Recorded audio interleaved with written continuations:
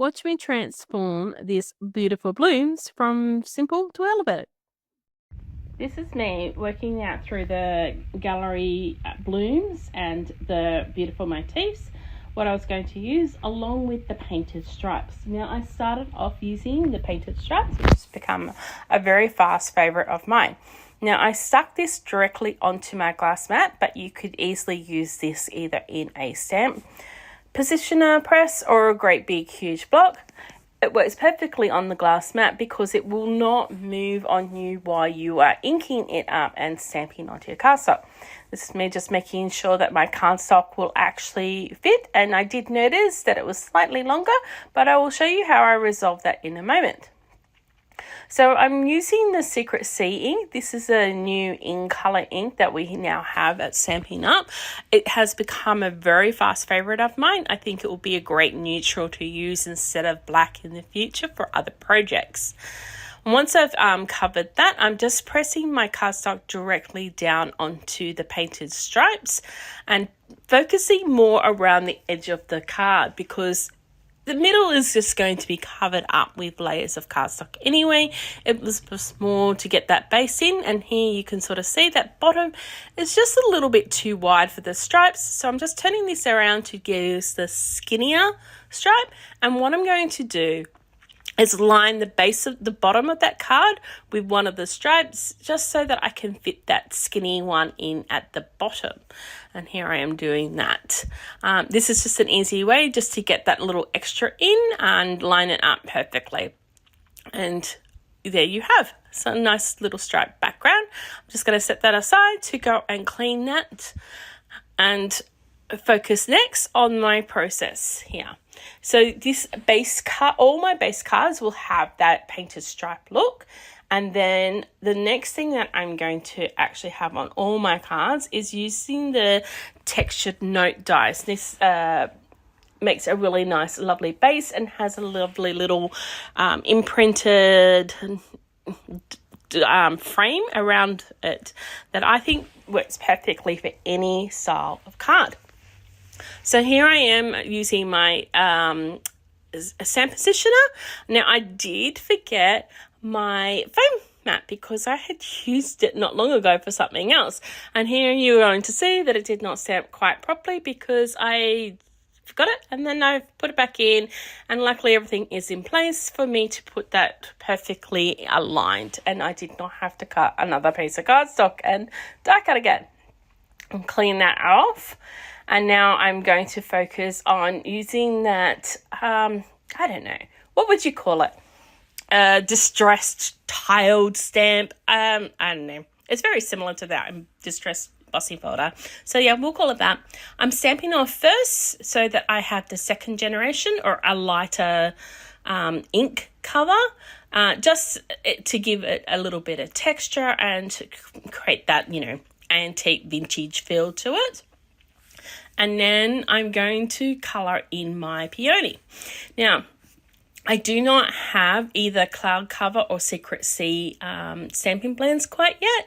So I'm using a mix of dark Balmy Blue, light and dark Misty Moonlight. Now, these blues just worked really nicely with both the Cloud Cover and the Secret Sea cardstock, and I think it's just fine to just mix up your blues just a little bit, just to give it a little, different hue and texture.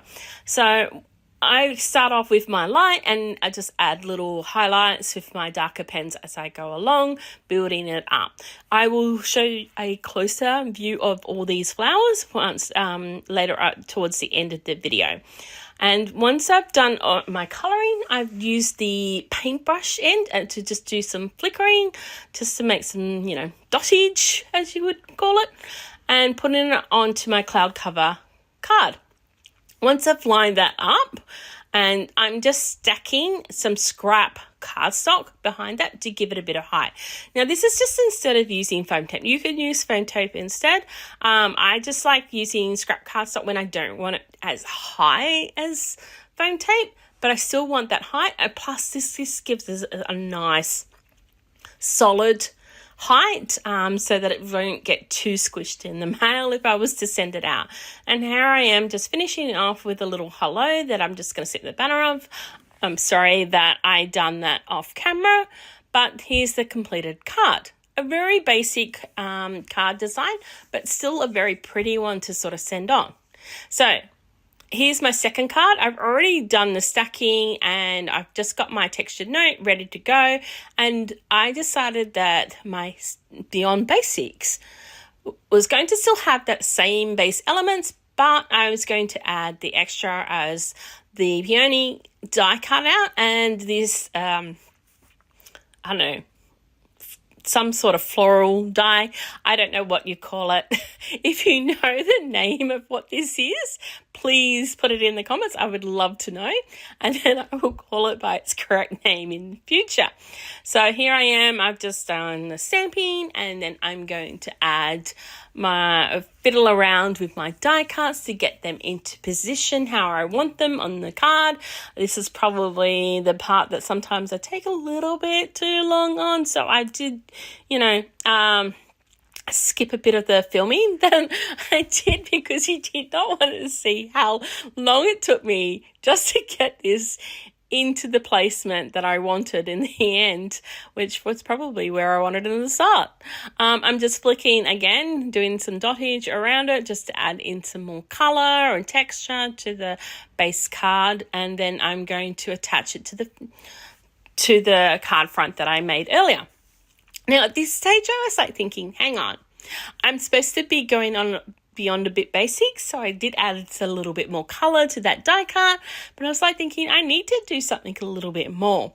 So this is where I sort of stamped and had colored in some extra flowers off screen, and I've got it there to the side. So as I am going to fussy cut those flowers, yes, I know, not everyone's favorite thing, to add some dimension to my peonies. Now, when I stamped this and coloured it in, I just coloured in the bottom petals, and then I'm going to fussy cut. Now, you just move your paper in the direction that you're going to cut, not really your scissors, and then it won't really matter too much on this particular card if you cut into your line a little bit, because it's just going to add to that vintage distress kind of look. It's more about getting those bottom petals some height and dimension to the front. It's a little bit like paper towel, where you used to like layer different layers of cardstock and you would put silicone in between. Now, you could quite easily use silicone instead. I didn't have any silicone on me at the stage, and so I just used my foam strips instead. Now, these foam strips are quite thin, and it just worked perfect for the shape and the size of the flowers. I thought the dimensionals was just a little bit too big and I would have had to cut them quite small, and because of the hexagon shape, sometimes just cutting them into a quarter just doesn't quite work out as well as I'd like. It's just a little bit more fiddlier than these strips.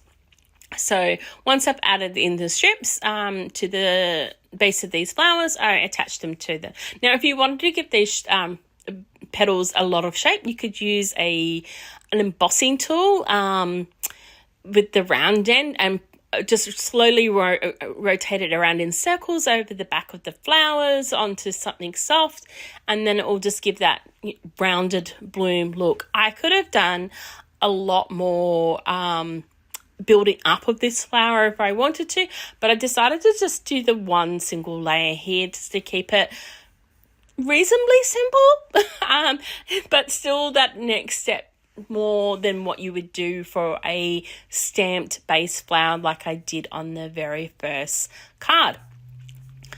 And here I am just peeling off the foam tape just to add that last petal, and I have now done 2 cards. I cannot believe that. It's sometimes I only do one in that time frame. I don't know about you. Now, here's me doing my third elevated card, and I decided that I was going to use the Flourish dies. and I'm just working out where I'm going to put them on my textured note card. I'm just running them off screen, and then here's the little partial die cuts. I think these are quite interesting, how they only cut partially, just to give that little bit of, more texture, a little bit, extra in the background. So I'm adding in again my second generation of the stamping, just like I did in the first two cards, in the exact same spot. And this is just now going to build this up into a very vintagey feel look once I finish this base. Now I've already done the flower, and I have already built up the flower with the dimension just like I did with the second card. So I did not film that off. I'm just now fiddling around where I was going to put again the die cut and the flower on the front here, and to make sure that it sort of, showed those flourishes and didn't hide them too much. But, the flower was still, the main show, because that's what I want on, for people to focus on. And the background's sort of like a secondary feature, the backup dancer or singer, as you would call it. And just here, I'm just fiddling around, seeing if I could just put it in underneath. And I like to fiddle a lot. And now I'm just adding, just like I did for the first two cards, some flickering of the dottage using the paintbrush end of the pen. I really like how this is quite random, but it still adds that extra little bit of colour to the card without sort of overpowering the whole background. Once I've done that, I'm going to actually attach this to my base card, just like I did the first two, and add that little hello again. So as you can sort of see, I've kept a lot of the elements the same, and I've only just done really minor changes at each stage.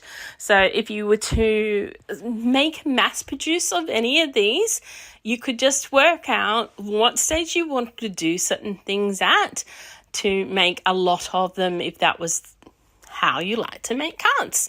That first card would be great for mass production. The second one would take a little bit more time. So once I've added it to this front, I kind of thought, I need a little bit more to this.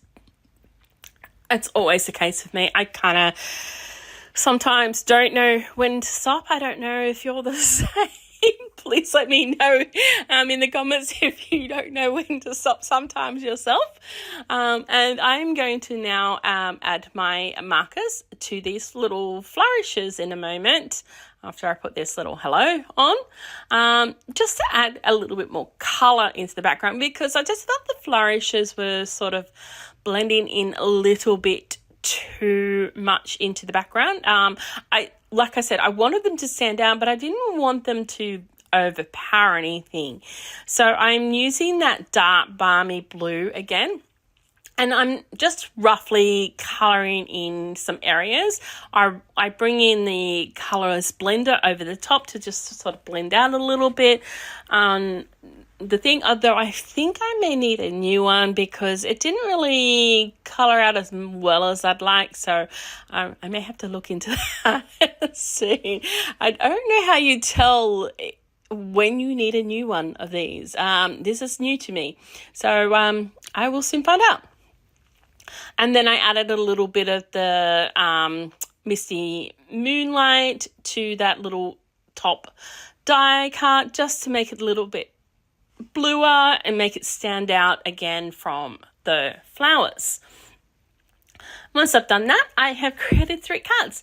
And you can sort of see how I have just taken it from a very simple idea and elevated it at each step and transformed these Peony Blue blooms. And each of them are very pretty on their own, in their own right. But I would like to know, what is your favourite? What one would you try? to make yourself. Here's a close-up of each one. You can sort of see that that is nice and flat, just with the little hello. This is the little dimension of the flowers. You can sort of see to the side when I turn it how those flowers just sort of pop out from the base. And this one here is the final one, and you can sort of see the texture of those little flourishes there in the corners. And once again, the blooms are all popped up and really dimensional. That's it for now. Hope you enjoyed it. Bye.